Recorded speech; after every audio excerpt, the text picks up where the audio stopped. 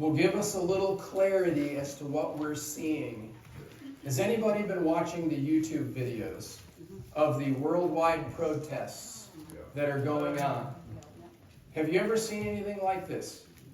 Millions of people in the streets of countries all over the world, including ours, yelling things like, "We are Hamas. We are violence." I told you a few weeks ago, that word Hamas is the Hebrew word for violence in the Bible. So interesting. But all these nations are rising up, all these peoples. And it lays it out in the Bible as to what's going on right now. And this may be a little different take on it than you've heard. Some of my Bibles even conclude who the fourth beast in Daniel 2, in Daniel chapter 7 are.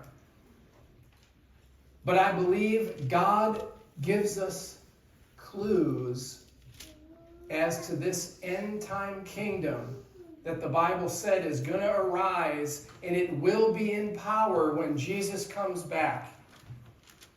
So to give you a little background on the book of Daniel, a king named Nabopolassar, might not be a correct pronunciation, but it's probably close.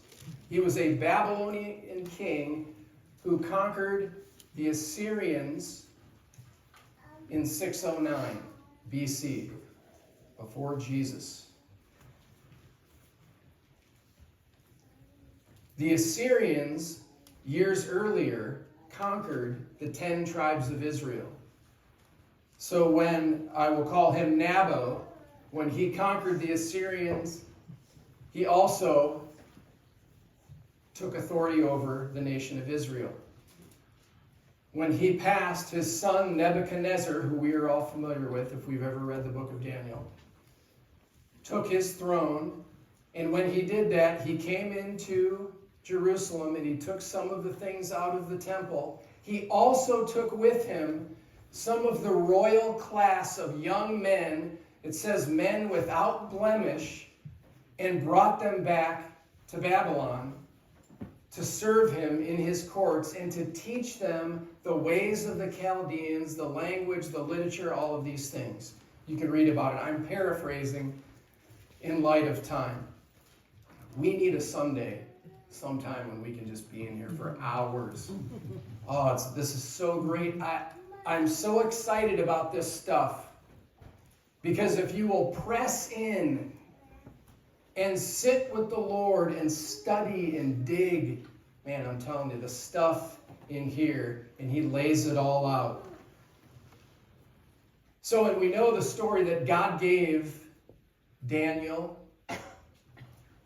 He gave, we'll give you their Hebrew names, Mishael, Azariah, and Hananiah. We know them better as Shadrach, Meshach, and Abednego, or to bed we go, whichever it is. As you're telling the kids the bedtime stories, to bed we go.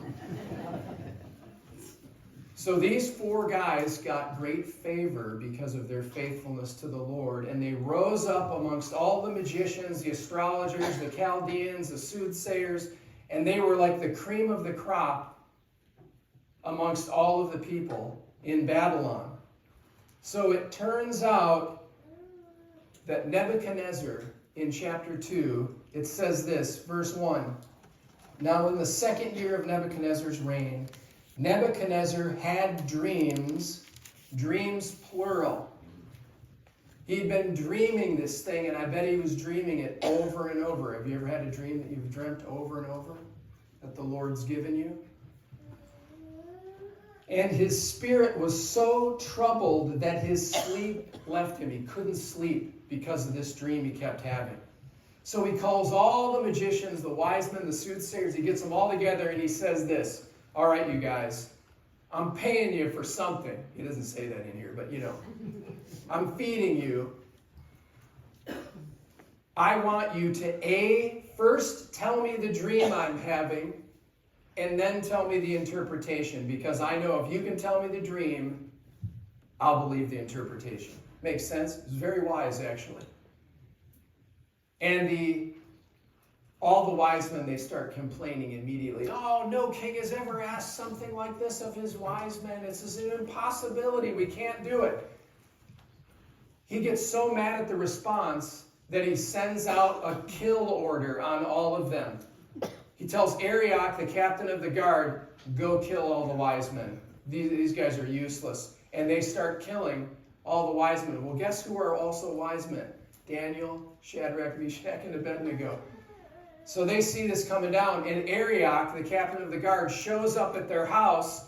You guys are next, and Daniel, using a little wisdom, says, oh, why is this such an urgent matter with the king? What's going on? And Arioch tells him the situation, and Daniel goes right to the king, and he says, King, give me a little time, and we will tell you the interpretation and the dream. So Daniel goes back, he gets his buddies together, and he goes, guys, let's seek the Lord. Let's seek the Lord on this, because he knows all of the secrets. So these guys pray, they seek the Lord, and Daniel, in verse 19, then the secret was revealed to Daniel in a night vision. So Daniel blessed the God of heaven. Now, some of these prayers, when people get answers from God, they are the best. Listen to what Daniel says. Blessed be the name of God forever and ever, for wisdom and might are his. And he changes the times and the seasons. He removes kings and raises up kings. He gives wisdom to the wise and knowledge to those who have understanding. Did you catch that? He gives knowledge to those who have understanding. He does not give knowledge to fools. He gives knowledge to those who have understanding to receive it. He reveals deep and secret things. He knows what is in the darkness, and light dwells with him. If you have a secret and you need a revelation, do not run to people. They do not know.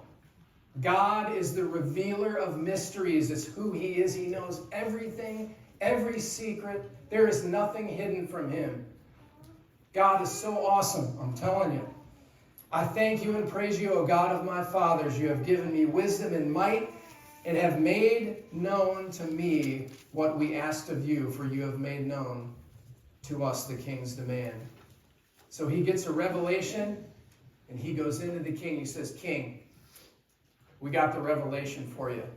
And the king says, Daniel, can you really give me the revelation and the interpretation? And Daniel says, no man can give it to you, but there is a God who reveals mysteries.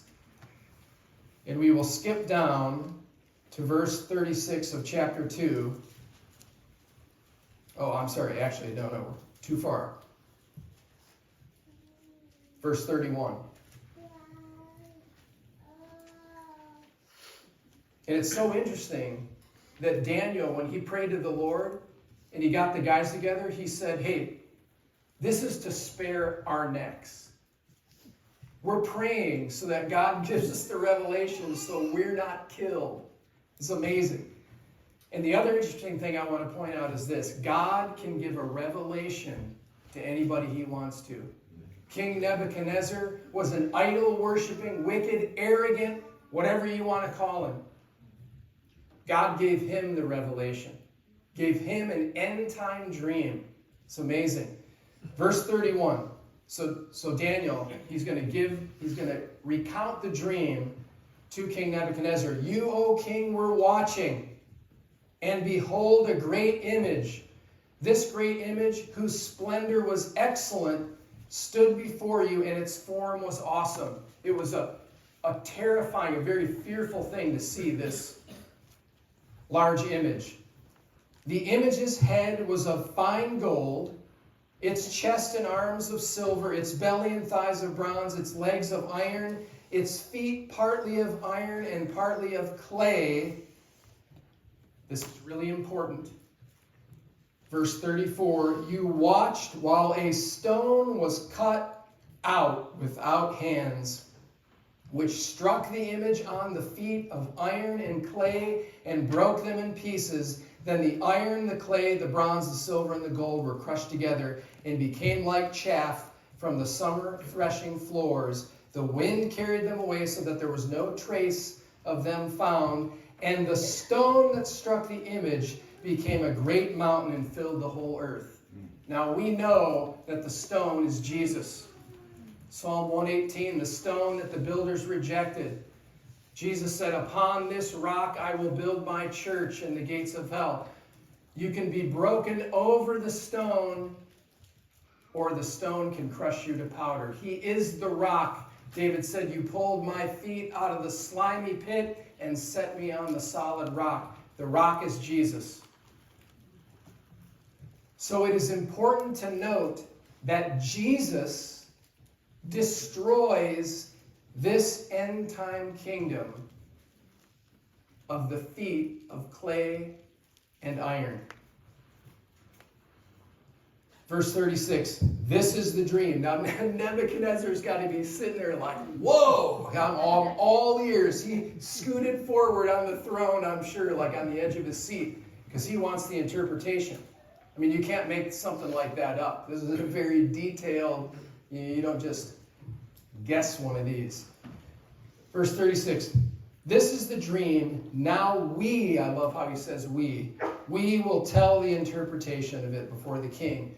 You, O king, verse 37, are king of kings, for the God of heaven has given you a kingdom, power, strength, and glory. And wherever the children of men dwell, or the beasts of the field, and the birds of the heaven, he has given them into your hand. He has made you ruler over them all. You are the head of gold. It's pretty wild. You're the head of gold. Verse 39, but after you shall arise another kingdom inferior to yours, then another, a third kingdom of bronze, which shall rule over all the earth.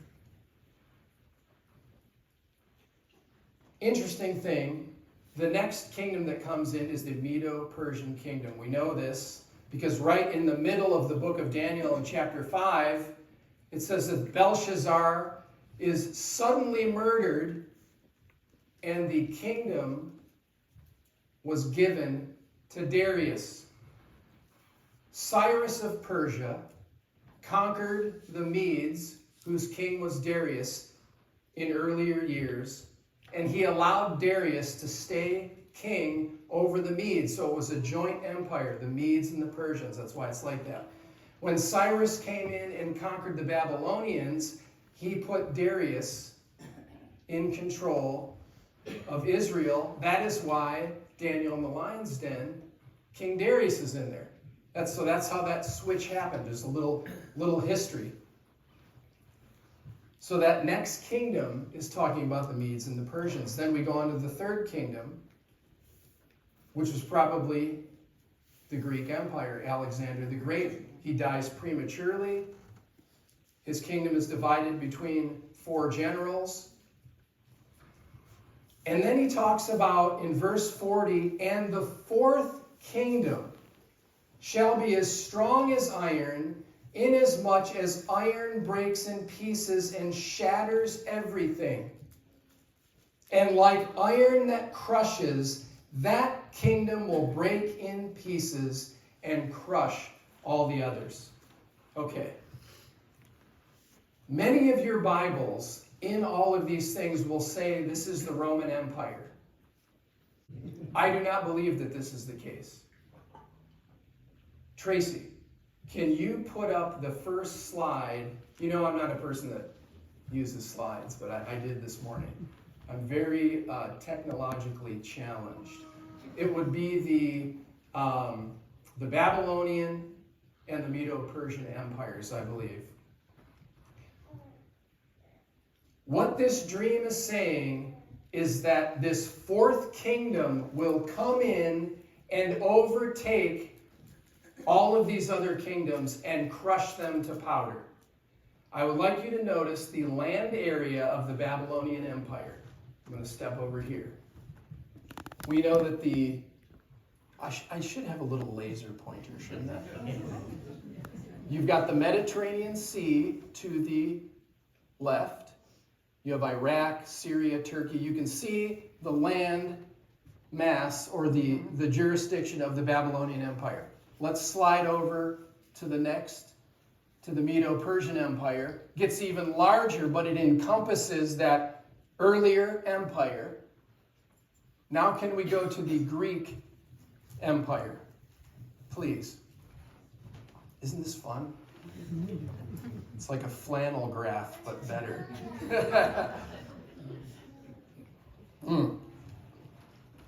Okay, if you'll notice, Alexander the Great in his Greek Empire, same land area, overtaken, conquering the same region. Okay? Let's take a look at the Roman Empire. Isn't that interesting? The Roman Empire was a Western Mediterranean empire. It does not actually and did not conquer the same land regions as the previous empires. So very interesting to note. All these things in these different dreams and visions, they mean something. There was, however, an empire that came after. Can you put the Islamic Empire up, please? Now, before some of you run up here and pull my hair out, let's just hear me out for the rest of the morning. This is the Islamic Empire, which took over the other three empires and then some. The other clue that we get, thank you so much for that. You can leave that up if you want. The other clue that we have about this empire is this: and like iron that crushes, that kingdom will break in pieces and crush all the others.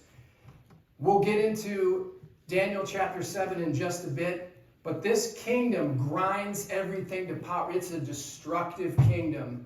It does not like the residue even of the other kingdoms. Was Rome a destructive kingdom in this manner? I do not believe so. How do we know this? We have the whole New Testament where the Romans are ruling over Israel, and the Jews are able to have their temple. They allowed them to practice all of these things. Even during the destruction of the temple in 70 AD, I have down here in my hot little hand Josephus's full printout of his historical accounts of the fall of Jerusalem in 70 AD. He writes in here that Titus, who was in charge of the Romans at the time, was trying to call the troops off of burning the temple because they did not want to destroy it. The Roman Empire was not a super destructive empire like this is describing and like we will read later. Let's read on. Verse 41. Whereas you saw the feet and the toes, partly of potter's clay and partly of iron, the kingdom will be divided. It's another clue. This is a Chaldean word for taking a half. It's divided. It's split. What kingdom out of all of those up there could we say is split like this? Have you ever heard of Sunni and Shia Muslims? It's a division. It's a split in that kingdom. One believes that the caliph or the ruler of Islam comes from the descendants of Muhammad. The other side believes that it can be any one of the fighters or the generals, or who deserves it. Sunni and Shia. Anyways, let's read on. It shall be divided, yet the strength of the iron shall be in it, just as you saw the iron mixed with the ceramic clay. And as the toes of the feet were partly of iron and partly of clay, so the kingdom shall be partly strong and partly fragile. You could have parts of this kingdom that were more first world. You could have parts of this kingdom that were more third world. Some are strong, some are weak. Listen to this. Verse 43, as you saw iron mixed with ceramic clay, they will mingle with the seed of men. It means they will be an intermarried, mixed race of people, is what this is saying. Some of the NLT will say they intermarried. Do you know what that word mingle is in Hebrew? Arab. A-R-A-B. Anybody heard that term before? I don't know if you've heard that. That's what it says. You look that word up in the Hebrew, it's Arab. Means mixed. Mixed with the seed of men, but they will not adhere to one another. Doesn't the Middle East get along well? I mean, you cannot discount this stuff. It's in here for a reason, and it just gets stronger and stronger. And next week, we're going to look at the Gog-Magog war, and God literally tells us the nations that are going to come up against Israel, and it's going to look a lot like that map. In fact, it's going to look almost exactly like that map. Verse 44, important again. And in the days of these kings, this fourth kingdom, there will be many kings. How many toes does the average person have? 10, remember that number. And in the days of these kings, the God of heaven will set up a kingdom which shall never be destroyed, and the kingdom shall not be left to other people. It shall break in pieces and consume all these kingdoms, and it shall stand forever. Jesus is going to be the one that destroys this kingdom. We just read about it last week in Zechariah chapter 12 and 14. That the city will be overrun by who? Does Zechariah 14 say? The surrounding peoples.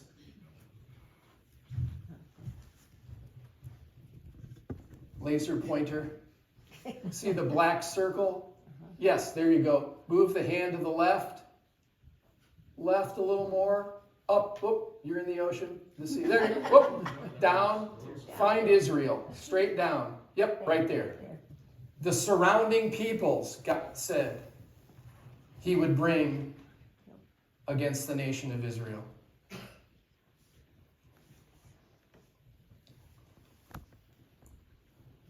Verse 45, inasmuch as you saw that the stone was cut out of the mountain without hands, and that it broke in pieces the iron, the bronze, the clay, the silver, and the gold, the great God has made known to the king what will come to pass after this. The dream is certain, and its interpretation is pure.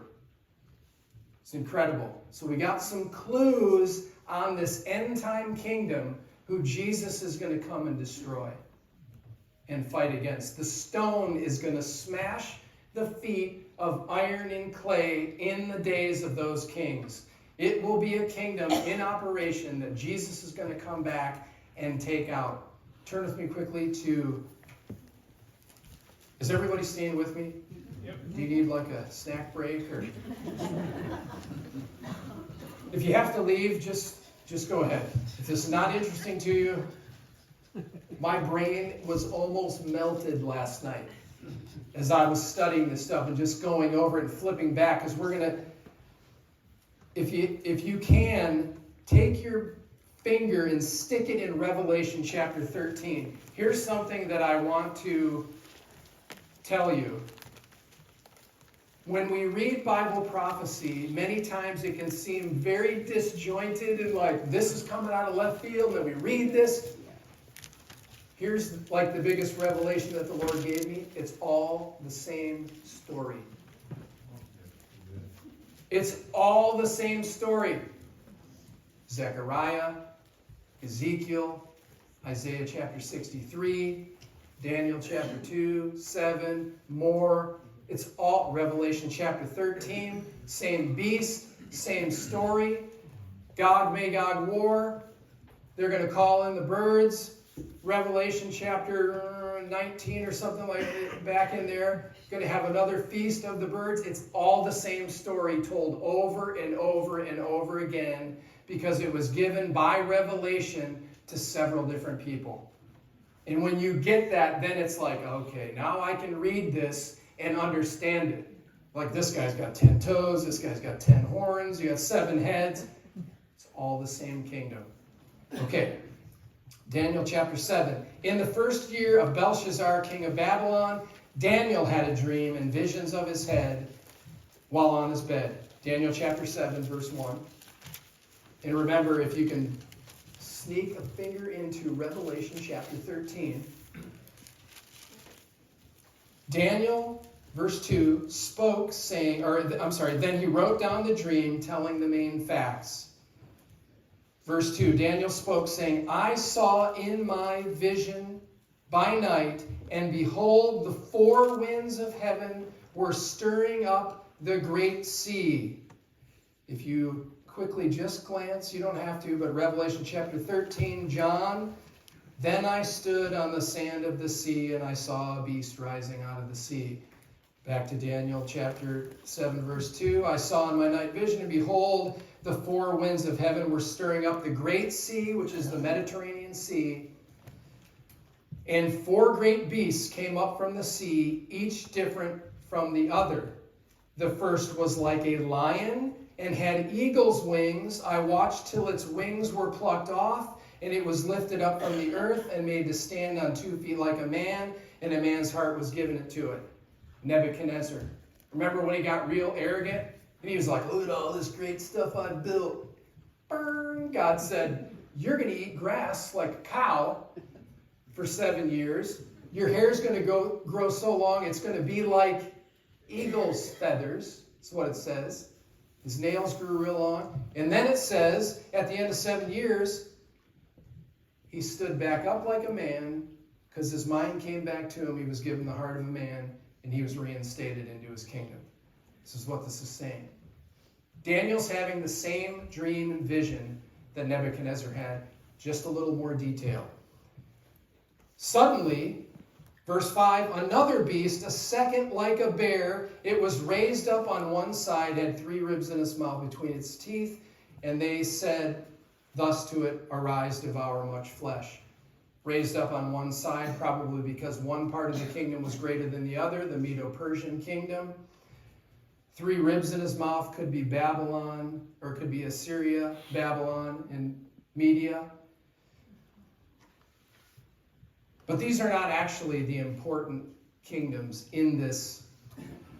Verse 6, after this I looked, and there was another like a leopard, which had on its back 4 wings of a bird. The beast also had 4 heads, and dominion was given to it. Again, Alexander the Great dies prematurely. Kingdom split in 4 pieces, 4 wings, 4 heads.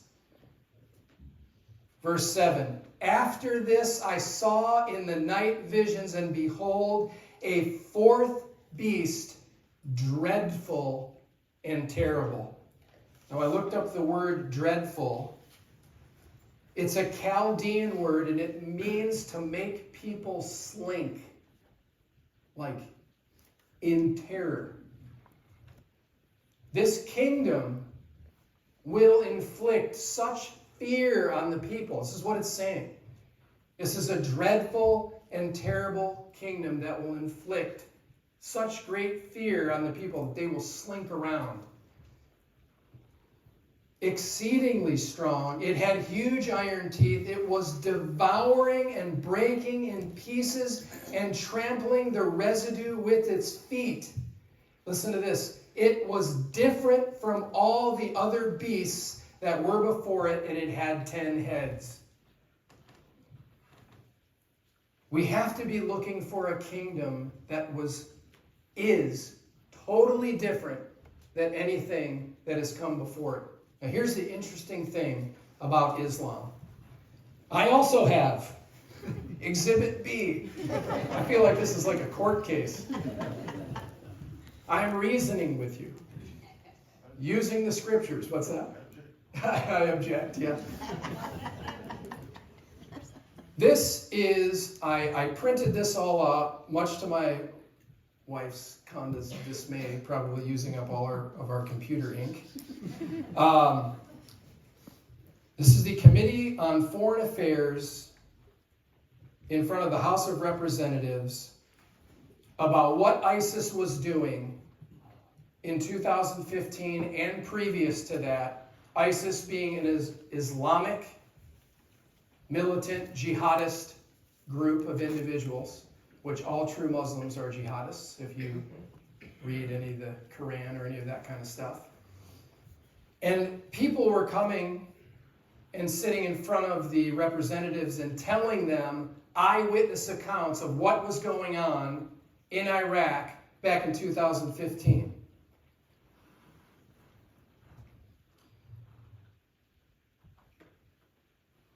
Many Americans may not realize that Iraq and Syria are home to dozens of ethnic and religious minorities with ancient cultures with deep roots. These communities, Assyrian and Chaldean Christians, Yazidis, Alawites, and others are under mortal threat in their ancestral homelands, and the mass execution of men, the enslavement of women and children, and the destruction of religious sites is part of the ISIS effort to destroy these communities, to destroy all evidence of the pre-existence of these communities. This is what Islam does. They move into an area and they absolutely grind it to powder and destroy everything that existed before it. Did you know that in Mosul, which is Nineveh, they destroyed Jonah's tomb? They destroyed Jonah's tomb. Listen to this. In fact, ISIS maintains a special battalion. They call it the Demolition Battalion. This is eyewitness account. They have a special group that they go around and they just destroy everything in the previous culture that was before it. It's very interesting. So this beast, this fourth beast that we are reading about, it was devouring and breaking in pieces and trampling the residue with its feet. It was different from all the beasts that were before it, and it had 10 horns. I was considering the horns. This is verse 8, chapter 7. And there was another horn, a little horn, possibly who we call the Antichrist. So there's a little horn that pops up in amongst the 10, before whom 3 of the first horns were plucked out by the roots. So this leader will arise after the 10 kings and uproot 3 of them. And it says, and there in this horn were eyes like the eyes of a man, and a mouth speaking pompous words, speaking great things. And I watched till thrones were put in place, and the Ancient of Days was seated. His garment was white as snow, and the hair of his head was like pure wool. His throne was fiery flame, its wheels a burning fire. Same vision that Ezekiel got in the beginning of Ezekiel when he saw God sitting on the throne. There's these weird wheels and eyes in it and all this stuff. Same thing, same story over and over and over. Verse 10, a fiery stream issued and came forth from before him, just like Ezekiel saw. 1,000 thousands ministered to him. 10,000 times 10,000 stood before him. The court was seated and the books were opened. I watched then, verse 11, because the sound of the pompous words which the horn was speaking. I watched till the beast was slain and its body destroyed and given to the burning flame. As for the rest of the beasts, they had their dominion taken away, yet their lives were prolonged for a season and a time. Verse 13, I was watching in the night visions, and behold, one like the Son of Man, coming with the clouds. Same story. Jesus comes back, slays the beast, takes over the kingdom. He came to the Ancient of Days, and they brought him near before him. Then to him was given dominion and glory and kingdom, that all peoples, nations, and languages should serve him. His dominion is an everlasting dominion, which shall not pass away in his kingdom. the one which shall never be destroyed. So again, this last nasty, devouring kingdom, which is totally different than all the other kingdoms, Jesus is going to destroy it. Verse 15, I, Daniel, was grieved in my spirit. Here's the interesting thing, real quickly, just to prove that these are the same. Revelation 13. So, John is seeing this beast rise up out of the sea, having 7 heads and 10 horns. Verse 1. And on his horns 10 crowns, and on his head a blasphemous name. Now the beast which I saw was like a leopard. Where did we hear the word leopard? That was in Daniel's vision. It was a leopard. His feet were like a bear, the bear of Medo-Persia. His mouth was like a lion, Nebuchadnezzar. The dragon gave him his power, his throne, and great authority. Where is the throne of Satan on earth? Turkey. Pergamus. Where is that found? Revelation chapter 2, I believe. Jesus says it. Where Satan's throne is. I know you where Satan's throne is. It's the church in Pergamus. It's all tied together. Back to Daniel 7. So Daniel's grieved. He sees this thing and he's like, oh man, I can't even hardly figure out this stuff. So he asks, I came near to one of those who stood by me. If you notice, if you read Daniel, he's having these night visions and there's people standing by him. They're angels. And he's always asking them like, hey, what did I just see? And then they explain to him. I'm going to skip down to verse 19. Then I wished to know the truth about the fourth beast. He was really only interested in finding out this fourth beast because it was going to be the end time kingdom, which was different from all the others, exceedingly dreadful, with its teeth of iron, its nails of bronze, which devoured, broke in pieces, and trampled the residue with its feet. So it just destroyed everything. And the 10 horns that were on its head, and the other horn which came up, before which 3 fell, namely that horn which had eyes and a mouth, spoke pompous words, in appearance was greater than his fellows. I was watching, verse 21, chapter 7, and the same horn was making war against the saints and prevailing against them.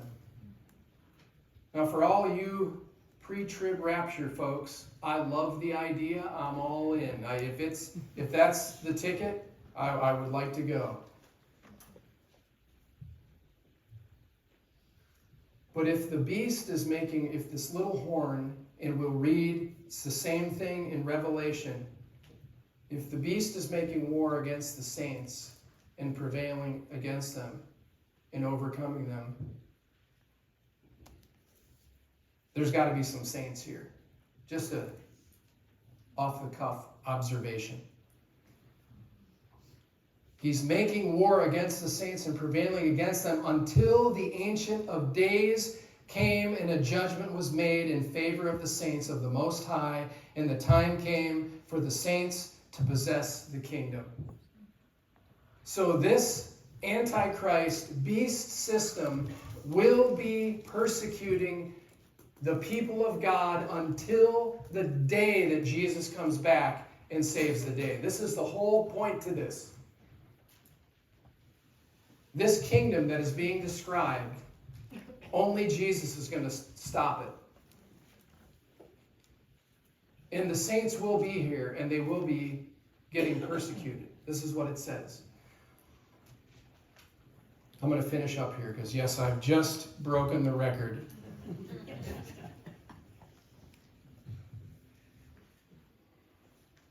Big hands on the one now. I know. I'm 5 minutes past. Verse 23, thus he said, and this is the angel explaining the vision, the fourth beast shall be a fourth kingdom on earth, which shall be different from all the other kingdoms, and shall devour the whole earth, trample it and break it to pieces. The 10 horns are 10 kings who shall arise from this kingdom, and another shall arise after them. He shall be different from the first ones, and shall subdue 3 kings. So this Antichrist figure is going to rise out of this kingdom in the midst of these kings and subdue 3 kings and overthrow them. And he's going to run the show. He shall speak pompous words, verse 25, against the Most High, shall persecute the saints of the Most High. Listen to this. And shall intend to change times and law. Listen, this is another huge tip-off that this is an Islamic kingdom. I just did a whole bunch of research. Have you heard of the clock tower in Mecca? It's 601 meters tall, and it is the new time standard for all of Islam. They have gone off Greenwich time. Is it Greenwich or Greenwich? Greenwich. And they are now on Mecca time. It's interesting. Just a little, throw that out there. Was completed in 2011. Changed the times and law. Anybody ever heard of Sharia law? Every Islamic community that you will go into, they are ruled by an entirely different set of laws than any kingdom, state, country that they live in. They have their own law. And I believe this is why the Antichrist, this king that rises up, they will go on Mecca time and they will be under Sharia law. Then the saints shall be given into his hand for a time, times, and half a time, 3.5 years. Where else do we hear that? The book of Revelation. They enter into an agreement, a peace accord with Israel. And then 3.5 years in, they'll break their agreement, which Islam is allowed to do as long as it furthers. They can literally, it's in the writings that they can enter in to an agreement with their enemy and break it at any time.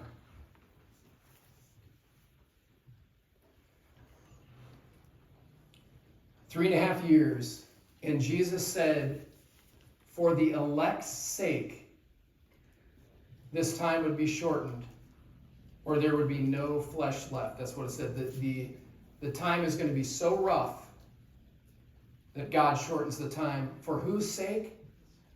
The elect's sake. If the elect are not there, then why would you shorten the time for them? Just another thought. But the court shall be seated, verse 26, and they shall take away his dominion to consume and destroy forever. Then the kingdom and dominion and the greatness of the kings under the whole heaven shall be given to the people, the saints of the Most High. To him who overcomes will rule the nations, Jesus said. His kingdom is an everlasting kingdom, and all dominions shall serve and obey him. This is the end of the account. Verse 28, as for me, Daniel, my thoughts greatly troubled me, and my countenance changed, but I kept the matter in my heart. And next week, we're going to study out who God draws down to surround and overtake Jerusalem, and who exactly is it that Jesus comes back, the rock striking the toes of iron and clay. It spells it all out here in the Bible. Why are we reading these things? So that we know, like I said last week, the sons of Issachar, they saw the things going on around them and they knew what was going on. They knew what was happening and they knew what they should do. Two things. They knew the time they were in and they knew how they should respond. God does not want the church to be ignorant or in fear of all of these things.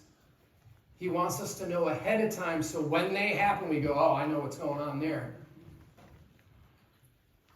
That beast system has risen out of the Mediterranean. And it's doing these things, and it's going to do these. And when we see this happening, Jesus said, do not be troubled, but look up, your redemption draws nigh. So how do we live in these times? In fear, we have not been given a spirit of fear, but of love, power, and a sound mind. Do we carry on with our daily lives, or do we go and sell everything and camp out on a hill till Jesus comes? People have tried that, and then they have to go buy another house. That has happened many times. Do we postpone living? No, we're to be salt and light. As the darkness gets darker, the people of God shine brighter. Do we put off getting married, having children, all of these things? How in these end days will people know what a godly marriage looks like if we don't get married? How will they know what godly children look like? And here's a thought that I had this week. As parents, we love our kids. We don't want anything bad to happen to them, right? But when we have children, they are actually God's. And who am I to steal the opportunity from my children, the opportunity to stand up for their faith in a crooked and perverse generation, and even give their lives for God if they have to? That should be my greatest desire as a parent. To see my kids stand up in the face of adversity and persecution or whatever comes and say, you know what? I'm going to serve Jesus. No matter what. And they can inherit the crown. That's all I want for my children right there. I've always told them, I don't care what you are in life. I don't care how much you own, how much you make. Jesus. You get the crown, it's all good. It's all that matters. And studying this stuff, I believe, gives us focus. As these things are rising on the earth, gives us focus. James, he said, weep and howl, you rich, you've heaped up treasures in the last days. Oh, we don't want to do this. We want to serve the Lord in the last days. Be like a servant who is sober, looking up and waiting for the return of his master. This is what we got to be in these days. Amen? Amen. Sorry it was a little long today. It's good stuff, though. Next week, Gog and Magog, we're going to see who is in attendance when Jesus comes back and gives them the holy... Oh, it's going to be great. I'm telling you.